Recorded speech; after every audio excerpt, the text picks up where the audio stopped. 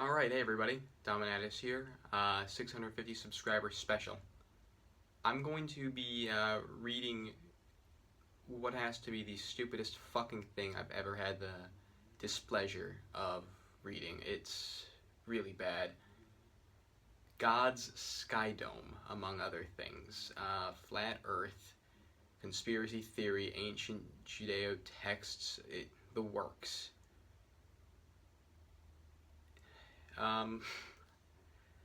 was going to give it to you guys for the iFunny Christmas special, but unfortunately there was just so much to cover and a general lack of interest, so after editing the first 5 pages I stopped. So we're going to go through with those edits at first, and then after that it's just going to be something else. The proof that backs the Bible is infinite. You're hiding your brainwashed mind in denial from it comes as no surprise because people hate the word change. Unlike the exposed fraud and fraudsters that have propped up evolution, we have infinite amounts of empirical evidence and all supply a little right here. In 2006, using a 30,000 magnification somatoscope, we discovered that the inside structures of biophotons shaped like the sacred star of David of the Bible. The 6-pointed star inside the biophoton is the actual geometric lines of form which generate light and thus is the very essence of life. And he cites a source here, wateralive.hexahedron999.com. There's more to the link. I'll post it on iFunny later. Salt mines up on the Himalayas prove a global flood. Marine fossils embedded high up on the outer perimeter of Giza confirm a global flood. Science wasn't able to duplicate the Great Pyramids until the 1960s when we got the laser transit. Proves that man didn't start primitive but actually started more advanced than we are now. Also confirms a global flood wiped away advanced civilizations that were more advanced than even ours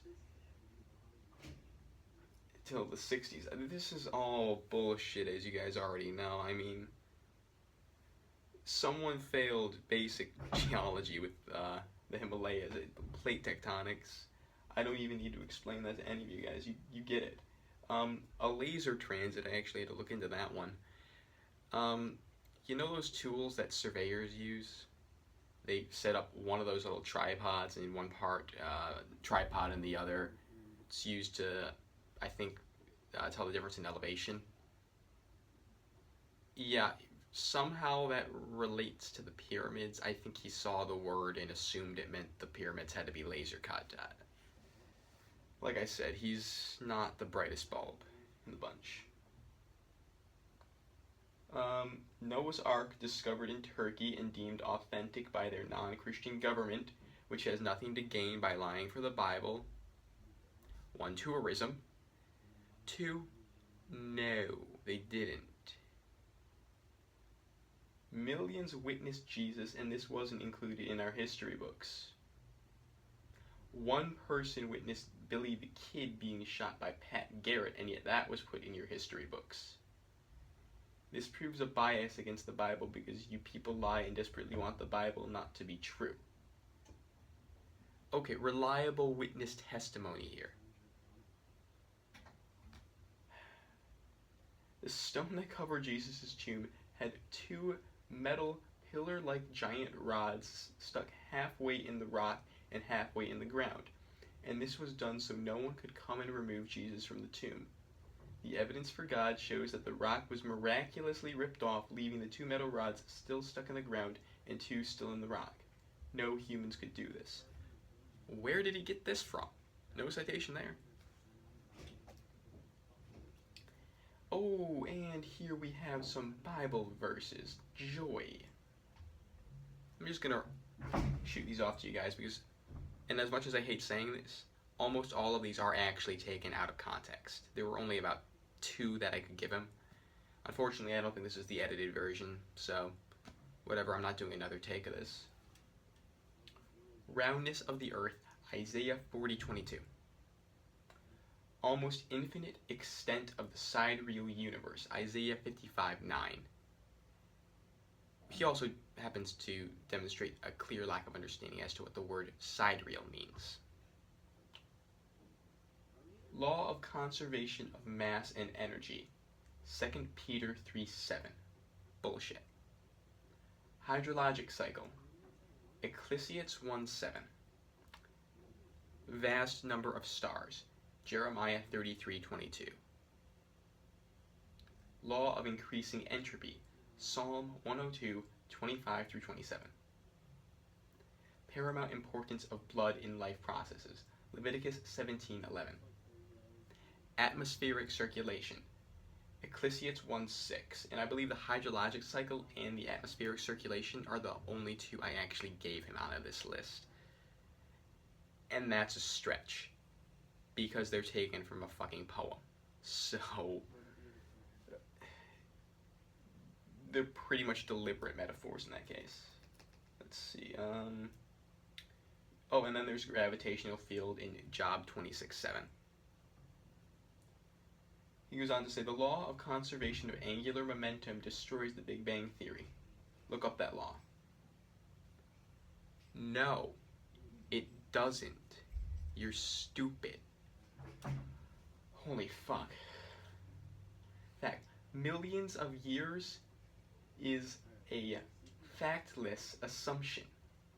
Bullshit. Fact, helium diffusion rates in zircon crystals prove the Earth is only 6,000 years old. Actually, this is a remake of Earth or a remodeling. Earth is actually way older. And his source for this one is creationresearch.org and talkorigins.org. Because nothing says reliable information like creationist institutes. Fuck. 13 pages and we're only on the second one. Fact, no one can use ice rings to date anything. Why? Because of Glacier Girl. A P38. I think he's trying to cite page 38 out of the book Glacier Girl, which says, quote, it took only 46 years to bury the plains in over 260 feet, 80 meters of ice, and move them some 3 miles from their original location. This translates into a little over 5.5 feet, 1.7 meters of ice, or around 17 feet, 5 meters of compact snow per year, and about 100 meters of movement per year. In a television interview, Bob Cardin was asked how many layers of ice were above the recovered airplane. He responded by saying, oh, there were many hundreds of layers of ice above the airplane. From detectingdesign.com. That's just a fundamental misunderstanding of how ice cores work. We don't have time to go through all of these, like I said before, so this is just going to be me reacting and calling them stupid, for the most part. Fact, again, carbon-14 says that dinosaurs can only be, quote, 10,000 to 50,000 years old, which undermines, quote, millions of years. Plus, tree ring dating isn't credible either, as trees can produce multiple rings in a given year, according to detectingdesign.com/carbon-14. Fact, radioisotope dating fails. And he cites the Institute for Creation research in 2 separate articles here. Okay. Let's see. Fact, soft tissue can be found in dinosaur bones. The single fact alone of soft tissue in dino bones disproves millions of years. Quote, the hadrosaur yielded 2 types of collagen, which are tough, elastic, self-weaving protein fibers that, among other things, give skin and bones their lightweight strength. The protein fibers elastin and laminin were also found in the basement membrane material. Though resilient collagen fibers have been observed in laboratory settings to decay within a matter of weeks. Studies show that collagen could be unrecognizable after 30,000 years, a figure that is only 0.0375% of the standard age assigned to the hadrosaur. There are 5 articles citing this. All of them are from the Institute for Creation Research.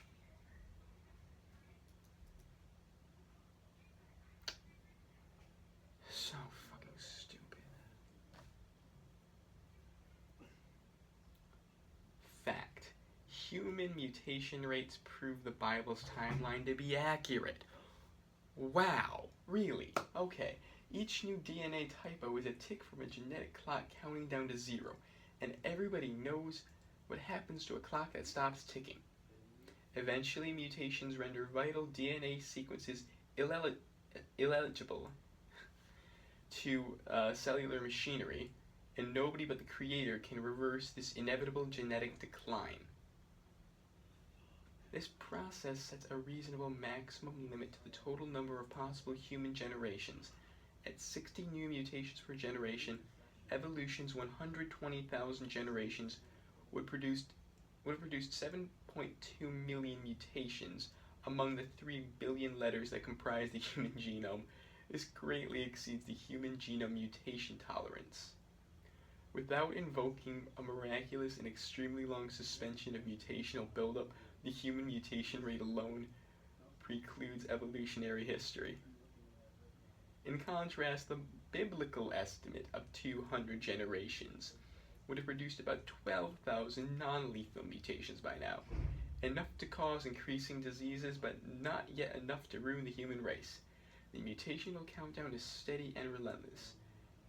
The reason we have not reached the end must be because we began our journey recently, only thousands of years ago. Direct quote from the Institute for Creation Research.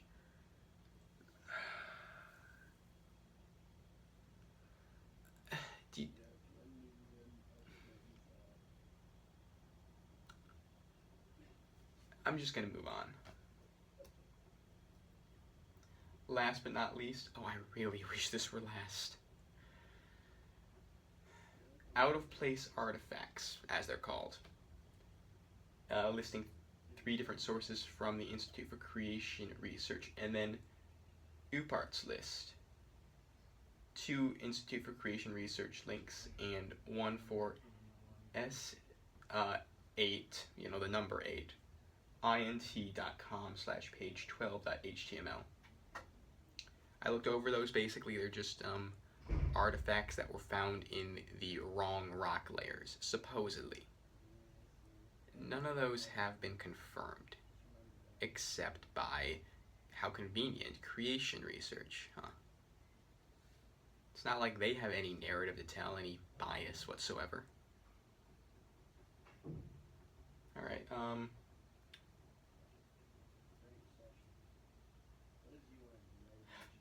the evolutionists themselves have shown that evolutionism is not science, but religious faith in atheism. The religion of evolutionary humanism. He actually says this. And then references Jeffrey H. Schwartz, Sudden Origins, New York, John Wiley, 1999, page 300. Ernst Mayr, quote, basically just a whole bunch of references and shit right here. Oh god, I'm gonna need to make another video. God. We're almost out of time here. Long ass list right here of what is essentially bullshit. And then another Bible verse. Timothy 6:20. O Timothy, keep that which is committed to thy trust, avoiding profane and vain babblings, and any oppositions of science, falsely so called.